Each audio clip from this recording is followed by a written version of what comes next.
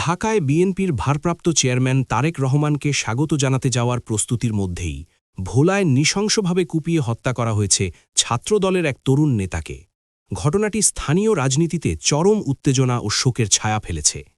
নিহত রেজওয়ান আমিন শিফাত ছিলেন একজন মেধাবী শিক্ষার্থী, উদীয়মান রাজনৈতিক কর্মী এবং স্বপ্নবাজ তরুণ, যার জীবন থেমে গেল নিষ্ঠুর সহিংসতায়। বুধবার সন্ধ্যায় ভোলা সদর উপজেলার রাজাপুর ইউনিয়নে এই হৃদয় বিদারক ঘটনাটি ঘটে। নিহত রেজওয়ান আমিন শিফাত ২৮ ছিলেন ভোলা সরকারি কলেজের হিসাব বিজ্ঞান বিভাগের স্নাতকোত্তরের ছাত্র। একই সঙ্গে তিনি রাজাপুর ইউনিয়নের ৯ নম্বর ওয়ার্ড বিএনপির সাধারণ সম্পাদক মোহাম্মদ আলাউদ্দিন হাওলাদারের ছেলে এবং ইউনিয়ন ছাত্রদলের সভাপতি প্রত্যাশী। রাজনীতির মাঠে সক্রিয় থাকার পাশাপাশি পড়াশোনায়ও তিনি ছিলেন মনোযোগী। পরিবারের আশা ছিল শিক্ষিত নেতৃত্ব হিসাবেই তিনি ভবিষ্যতে এলাকায় ভূমিকা রাখবেন। নিহতের বাবা আলাউদ্দিন হাওলাদার পান্না জড়িত কণ্ঠে জানান, বিএনপির ভারপ্রাপ্ত চেয়ারম্যান তারেক রহমানের দেশে প্রত্যাবর্তন উপলক্ষে ভোলা থেকে দলে দলে নেতাকর্মীরা ঢাকায় যাচ্ছিলেন। বুধবার রাতেই ভোলা থেকে প্রায় ১০টি লঞ্চ ঢাকার উদ্দেশ্যে ছেড়ে যাওয়ার কথা ছিল। তার ছেলে রেজওয়ানও ঢাকায় যাওয়ার প্রস্তুতি নিচ্ছিল। মাগরিবের নামাজ শেষে ব্যাগ হাতে নিয়ে বাড়ি থেকে বের হওয়ার পরই ঘটে সেই ভয়ঙ্কর ঘটনা।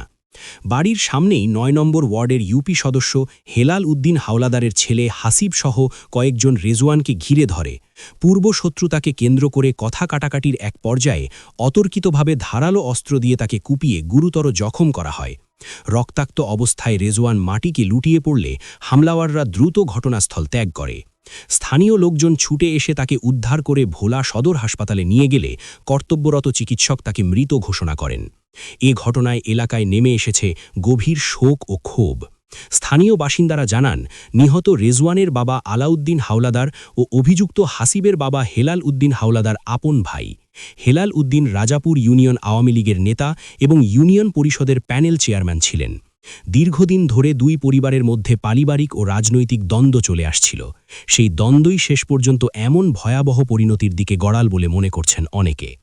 স্থানীয়দের আরও দাবি, গত বছরের ৫ই আগস্টের রাজনৈতিক পটপরিবর্তনের পর থেকেই আওয়ামী লীগ নেতা হেলাল উদ্দিন আত্মগোপনে রয়েছেন, আর আজকের এই হত্যাকাণ্ডের পর তার ছেলে হাসিব সহ অভিযুক্ত ব্যক্তিরাও গা ঢাকা দিয়েছেন। এ ঘটনায় অভিযুক্তদের কোনো বক্তব্য পাওয়া যায়নি। ভোলা সদর থানার ভারপ্রাপ্ত কর্মকর্তা মোহাম্মদ মনিরুল ইসলাম ঘটনার সত্যতা নিশ্চিত করে বলেন, পুলিশ ঘটনাস্থলে গিয়ে প্রাথমিক তদন্ত করেছে। তদন্ত শেষে লিখিত অভিযোগ গ্রহণ করে আইনগত ব্যবস্থা নেওয়া হবে। হত্যাকাণ্ডের সঙ্গে জড়িতদের শনাক্ত ও গ্রেফতারে অভিযান চালানো হবে বলেও জানান তিনি। একজন তরুণ ছাত্রনেতার এমন নির্মম মৃত্যু শুধু একটি পরিবারের স্বপ্ন ভেঙে দেয়নি, কাঁদিয়েছে পুরো এলাকাকে। রাজনীতির সহিংসতা আর পারিবারিক দ্বন্দ্বের বলি হয়ে আর কত প্রাণ ঝরবে, এই প্রশ্নই এখন ঘুরপাক খাচ্ছে ভোলার মানুষের মনে।